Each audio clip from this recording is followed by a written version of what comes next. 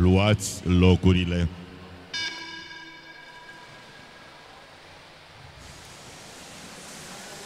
În proba de 50 de metri liber, masculin 13 ani, a fost realizat un nou record național, cu performanța de 24 de secunde 95 de sotim de către sportivul Ianis Blejan. Vechiul record aparținea sportivului Rareș Silaghi din anul 2014.